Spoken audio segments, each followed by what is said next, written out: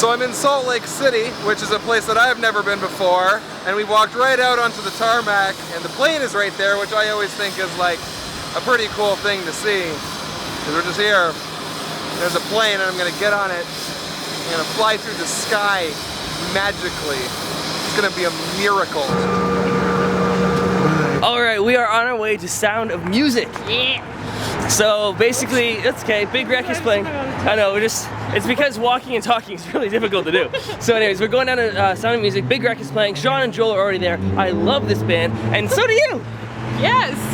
Saskia knows so much about Big Rec. In fact, if you ask her anything about them, she knows.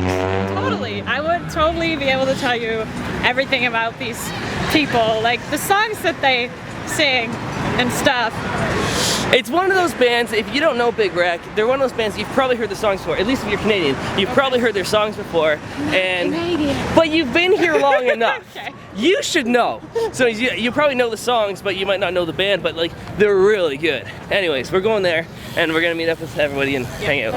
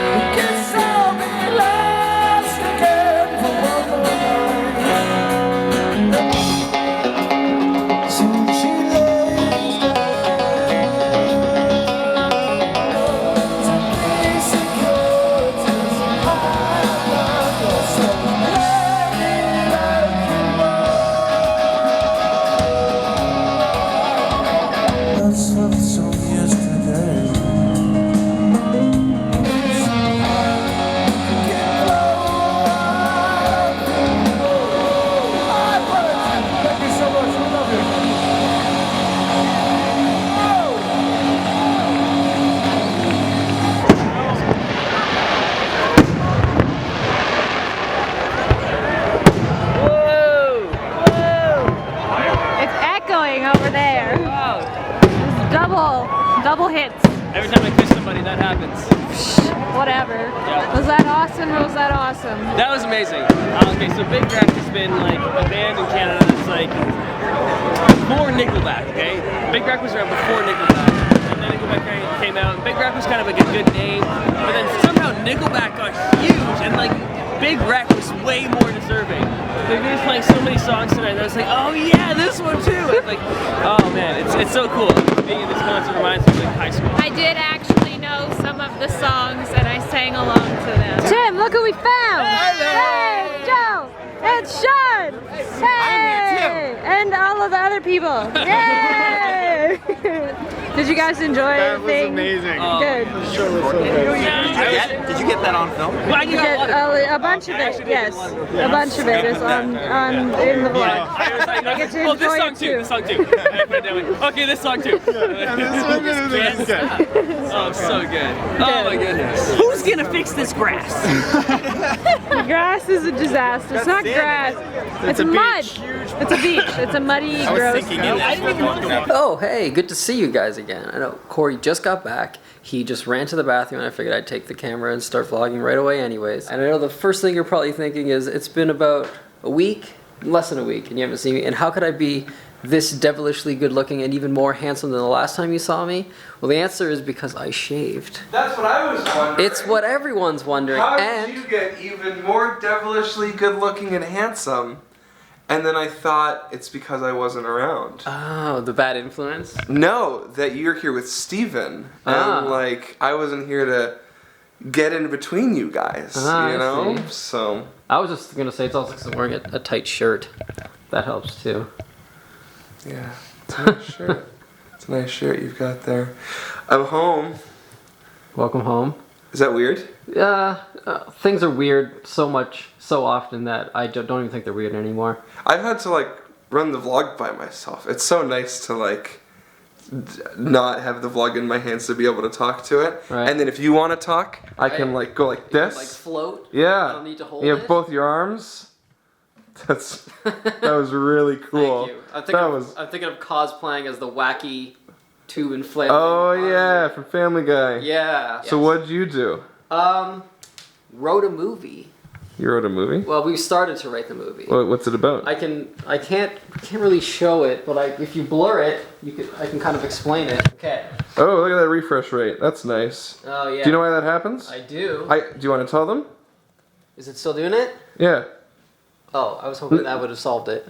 Oh, actually that did solve it. Yes. When you dim an LED screen, the way it does it is it changes the refresh rate of the bulb underneath it. Okay. And so sometimes when you're looking at an LED screen and you're getting a headache, it's because your brightness is not up all the way. But I've heard if you turn your brightness up all the way, that'll give you a headache. Yeah. So. Okay. So wait. It has to be relative. Make it flicker and then make it not flicker, just to prove that you know what you're talking about. So when you dim. Whoa! Whoa! Whoa! And then when you undim the monitor. No way. Look at that. So that's brightness all the way up? All the way up. I'm amazed. No refresh rate. And then the reason that happens is because a refresh rate is normally at 60 hertz. Correct. Which is what electricity in North America runs on. But this camera is filming at 24p. Right. So the 24p and the 60 are like not lining up, so it gets all grumpy, and then you just see weird things. Anyways, what have you been writing? So what Steve and I have been doing is we've taken all the interviews and they've been transcribed. What does that mean? It means someone had the lovely job of having headphones on and actually writing out what everyone's saying. Who did that? A couple people, because it takes more than one person. Anyone we know? No one we know. Okay. It's a line for line, word for word, written document of what was said in the interview. For every interview? For every interview. For every, like, the 100 interviews we did? And even our banter behind the camera. They wrote that out too? That's written That's out too. amazing. So, yeah. So that's like, so if we have like 100 hours of interview, there's like 100 hours of text. That's correct. That's amazing. If you print it out, it would be a thick book. We could release like a 1,000-page book of just the interviews. A 1,000-page book of just the interviews. That's... I think the average interview is 20-ish pages, I think. You're getting a call? I am. It's probably Saskia. Probably Saskia. Yeah. Okay, so, ignore that. So ignore the call. So what we do is with these transcripts, we take dialogue that we like, and we start piecing them together to form sentences, which eventually form paragraphs, which eventually start to write the movie. So is this how you write a documentary? This is how you write a documentary. That's amazing. You take what everyone else said, you find the best parts, and you put them all together. Right. And then have it read like a story. I like to think of it as all of the interviews we shot, and if you think about it either as video or as written out text, it's kind of like Lego, or they're kind of like material that you would use to build something like a house. So we have like all of our plywood and all of our drywall and all of our nails and all of our wiring and all of our flooring. Like we have all of the material, but it's just laying there. And then we have to go and kind of put together the blueprints before we build anything. So the blueprints is going to be a script. And like every movie, we're going to end up with like an actual script. Yeah. Even though it's a documentary, because the alternative, if we skip that stage, the alternative is that we just have to look at video clips, find sentences that we like, and paste it in a timeline. And then every time we want to review it, we have to like hit play and watch it. And that's fine if you're making like 4-minute YouTube videos. It's not fine if you're making a 90-minute film. With 2 hours. With 200 hours. With 200 hours of like trying to find the sentence of wherever. So we put together the blueprints or the script taken from the transcribing. So someone wrote out all the text that every single person said, so we can read that quicker than we can watch it. Then we, and by we I mean you guys, like copy the lines you like, paste it, and then you can quickly copy and paste that and write the story. So we will have a script of the 90-minute movie. Then we hand that script to Steven and then say, edit this. Right. And then he just edits what's in the script. And it's a lot more connecting the dots. It makes it like just an easier step, followed by an easier step, followed by an easier step. It's even better because in the transcriptions there's time codes. So we can be like, it happens at this second. So Steven just goes right there, cuts it. Yeah. Right away and it's done. And then when we read it, we can be like, hey, we need a clip of this which will go perfect right here. Mm-hmm. And then the assistant editor or anyone else can be like, I'm going to go find a B-roll clip perfect for that. And I think it's easier to move around lines in a text document program than it is to move around clips in a video editing program. Because the clips are just squares. They're just clips on a timeline. Right.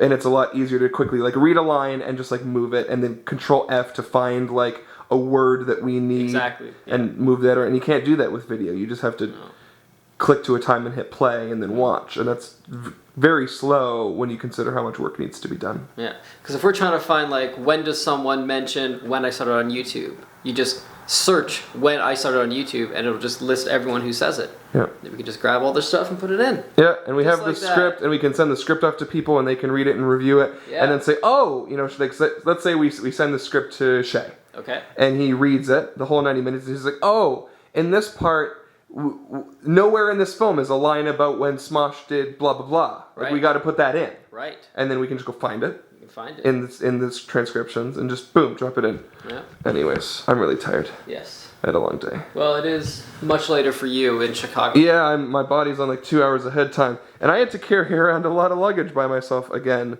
Like, just picture one dude with that, and that, and that, and that, and my laptop bag, and this camera.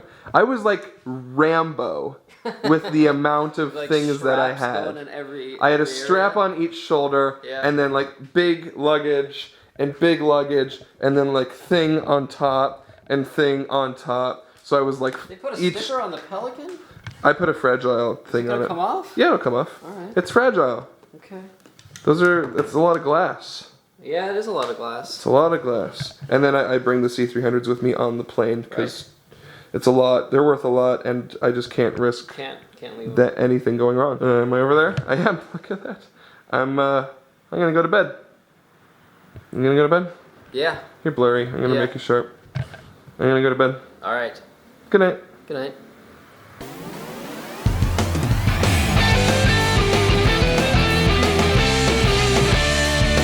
Give me daily vlogs, I want them in my subscription box. I wonder who might drop by, even though sometimes it's Canada outside. So don't go away, we're here every day. It's not ApprenticeEh, it's ApprenticeEh. Hey, hey, hey, hey, hey. Home is where the vlog is.